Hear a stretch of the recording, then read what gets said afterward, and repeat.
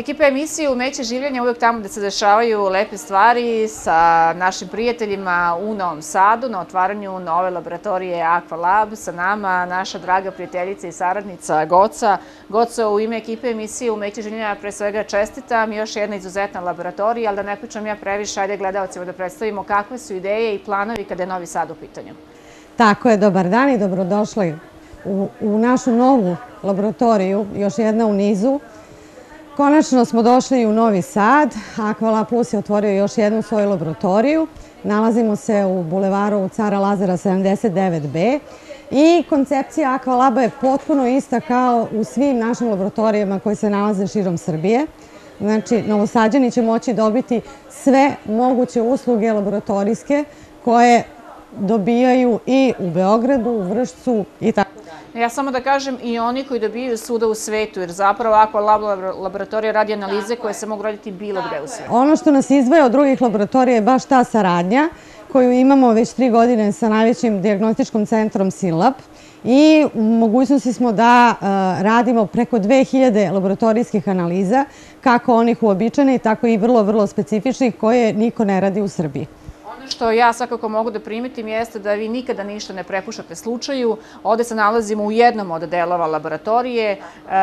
Gospodin Siniša kaže da su svi aparati apsolutno novi, tako da niste rizikovali nikada i aparaturu.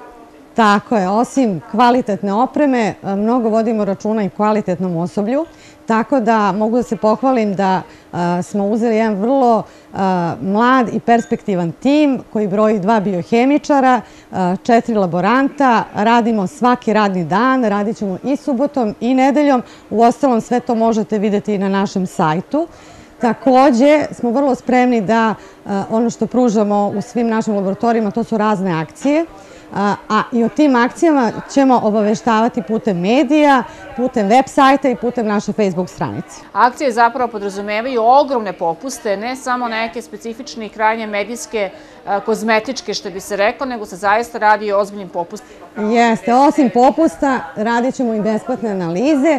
Postoji na našem web sajtu kalendar zdravlja koji mi izuzetno poštujemo i pratimo sve značajne datume u godini sa određenim popustima ili čak besplatnim analizama, a to opet mogu gledalci da vide na našem sajtu. Naravno, na samom otvaranju bile su mnoge poznate ličnosti, između ostalog i neki od zvaničnika grada Novog Sada. Koliko je važno da ovakvi ljudi dođu i podrže ovakvu jednu stvar?